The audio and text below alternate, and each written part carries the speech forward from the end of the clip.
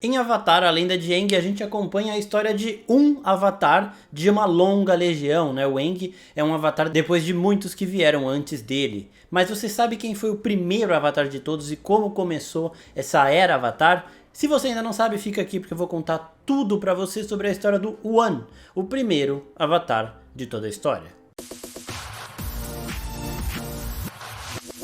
E aí, seus geeks, tudo certo? Eu sou o Marcos Veloso e o vídeo de hoje é pra gente falar sobre a história completa do Avatar One, o primeiro Avatar de todos os tempos. Muito antes do Aang, muito antes do Roku, da Korra e de todos os outros avatares que surgiram depois dele. Antes de eu começar a falar sobre isso, eu quero pedir para vocês se inscreverem no canal e também falar, se você está interessado em saber mais sobre o mundo de Avatar, nós temos uma playlist só sobre Avatar, né? Avatar, o último mestre do ar. A gente também tem uma playlist sobre Avatar do James Cameron, então Avatar que você quiser ver, tem playlist aqui com vídeos explicativos para vocês. Bom, então primeiro de tudo vamos falar o que é o Avatar. A gente está aqui num mundo onde existem dominadores de água, terra, fogo e ar. Cada pessoa consegue dominar apenas um destes 4 elementos primordiais. Só que o Avatar é o único ser no mundo todo que consegue dominar os 4 elementos. E ele existe para manter o equilíbrio no mundo. Ele também é a ponte entre o mundo real e o mundo espiritual. Quando morre um Avatar, já nasce outro imediatamente depois. E essa era Avatar iniciou-se com um humano que vivia sem dominação de nada e foi aos poucos conseguindo essas habilidades. Eu estou falando do One, o primeiro Avatar de todos. Primeiro, o One ele vivia numa época onde espíritos e humanos coexistiam na Terra, mas não de forma amigável. Eles viviam constantemente guerreando, brigando, e por isso os humanos viviam em cima das tartarugas leão. Tartaruga leão, o Aang encontra uma tartaruga leão, inclusive ele ganha um poder dessa tartaruga leão. Não vou entrar muito nessa história em si, porque é um spoiler para quem vai começar a assistir. Talvez o live action chegue até o final da história do Aang, então vou manter essa surpresa para vocês. Mas as tartarugas leão, elas são tipo anciãs deste universo aqui, e elas abrigavam humanos em seus cascos. As tartarugas leão, elas são gigantes, tá, gente? São enormes mesmo, são do tamanho de ilhas aí consideravelmente grandes.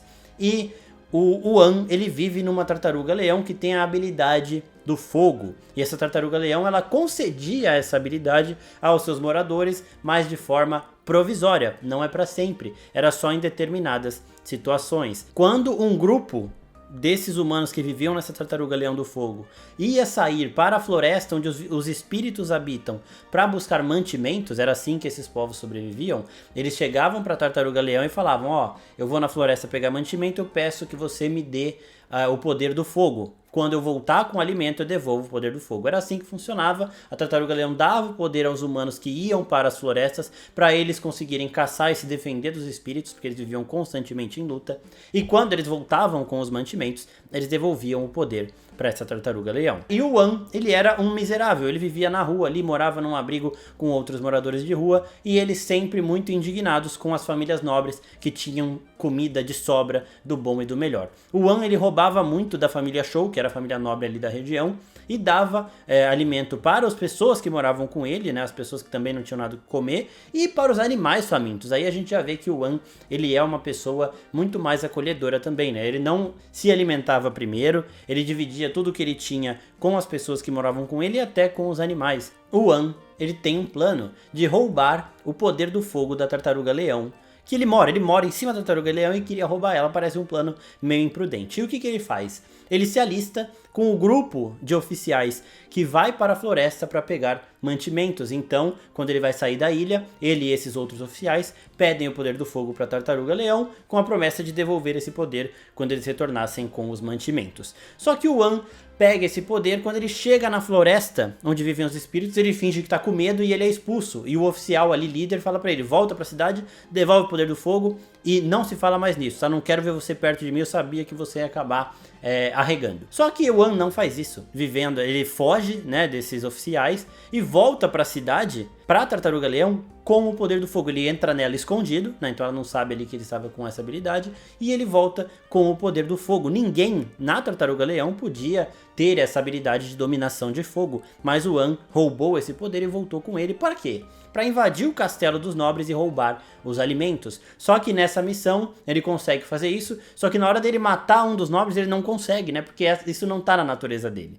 E aí ele acaba sendo desmascarado. Quando descobrem que o An que estava fazendo tudo isso, que roubou o poder do fogo do Tartaruga-Leão e que foi roubar os nobres também por alimento, ele é julgado pela própria Tartaruga-Leão, que exila ele. A Tartaruga-Leão fala pra ele, ó, você nunca mais vai poder voltar pra cá, você nunca mais vai poder morar aqui de novo em cima do meu casco, vai pra floresta dos espíritos. E aí o An ele faz um pedido desesperado, aí sim, genuíno, né, sem malandragem, nada, de poder manter a dominação do fogo com ele, para ele poder se proteger numa floresta habitada por espíritos e criaturas selvagens que poderiam sim matá-lo. E a Tartaruga-Leão permite isso, né, para ele não morrer, coitado também.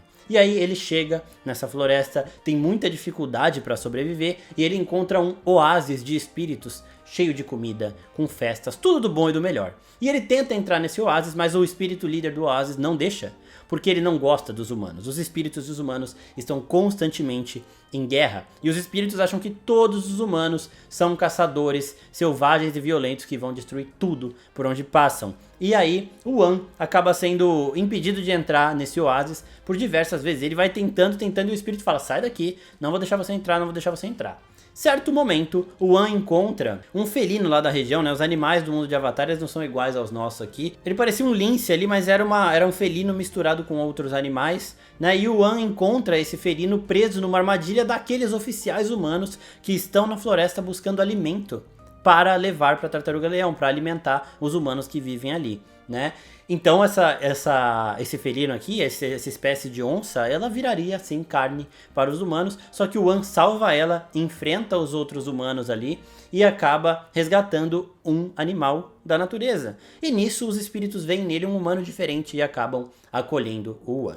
Então aí começa a história do Avatar. O An passa muito tempo vivendo entre os espíritos sem contato nenhum com os humanos e ele escuta falar de outras tartarugas-leão que têm outras habilidades, né? Em um mundo muito vasto. Ele achava que só existia aquela tartaruga-leão, só existia a dobra de fogo e pronto, o mundo se resumia a isso.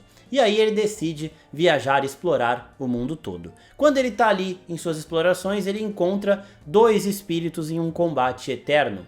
A Raava, que é o espírito da luz, e o Vato, que é o espírito das trevas. Eles estão naquela luta eterna da mitologia para manter o equilíbrio, luz e trevas se encarando para sempre, como deve ser. Só que nisso, o An, ele é enganado pelo Vato. O Vato fala que ele está sendo explorado pela Raava, que ele está sendo torturado há milênios, que a Raava não deixa ele em paz e acaba induzindo o An a interferir. Então o An separa os dois. E quando o An separa os dois, a Raava fala, o que você fez? E ele fala, eu parei, eu ajudei ele aí, esse espírito aí que estava sendo torturado por você. E aí o Vato vai embora, o Vato, o espírito da escuridão, consegue se soltar do espírito da luz e a Raava fica muito puta com o que o An fez. O An tinha acabado de libertar a escuridão para o mundo. Ele vê que ele fez merda e ele sai e continua a viagem dele meio cabisbaixo. E aí ele chega numa tartaruga-leão com dominadores de ar. Enquanto ele tá ali, né, tentando aprender mais sobre essa nova cultura, meio encantado com todas as novidades que ele tá vendo, humanos, carecas, dominando o ar e tudo mais, ele vê espíritos raivosos invadindo todo esse povo do ar e destruindo tudo, botando fogo em tudo. E aí as pessoas,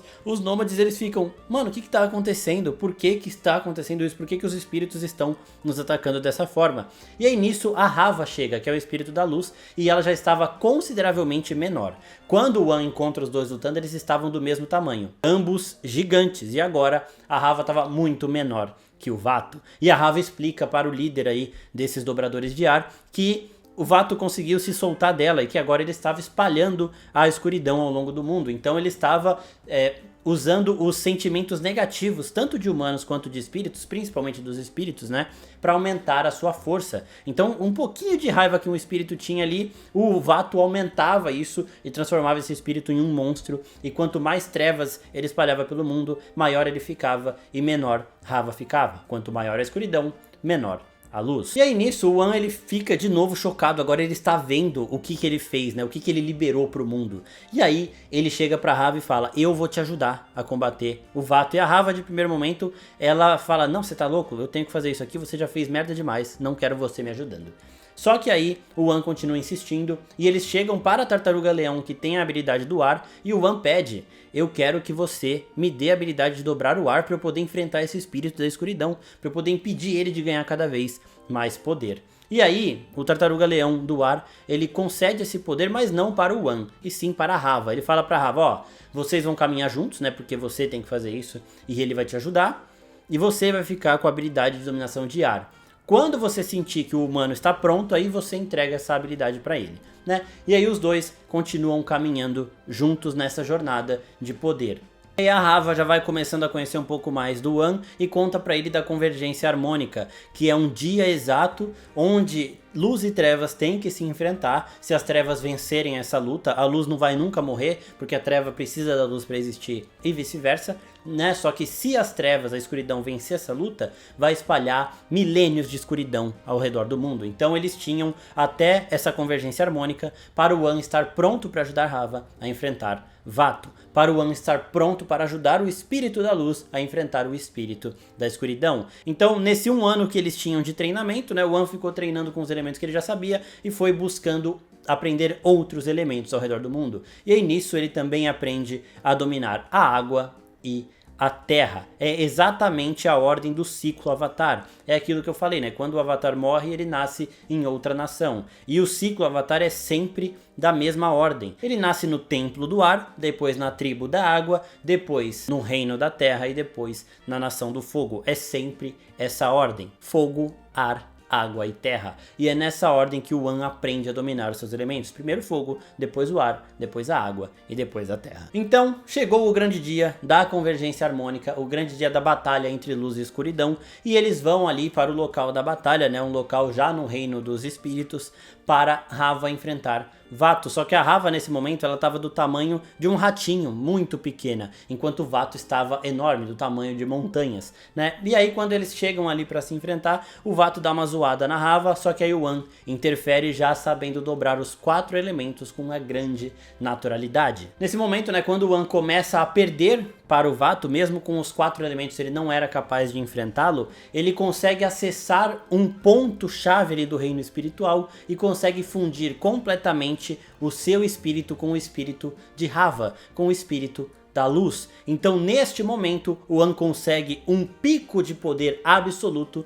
que é o primeiro estado de Avatar. Com o Aang a gente aprende que o estado de Avatar é quando o Avatar consegue usar não só o poder dele, mas o poder de todas as encarnações passadas, né? Como o Aang veio depois de muita gente, ele consegue usar muito poder. E aí muitos se perguntavam, o estado Avatar do primeiro Avatar não era nada, né? Porque ele era o primeiro e não tinha como ele acessar poder de outros avatares. Mas o estado Avatar do primeiro Avatar é quando ele consegue fundir a sua essência com o espírito da luz. A essência espiritual de Raava funde-se total e permanentemente ao espírito de Wan, tornando-os um só. Então Wan torna-se, neste momento, o primeiro Avatar, ou seja, um espírito superior encarnado manifestado em um corpo humano.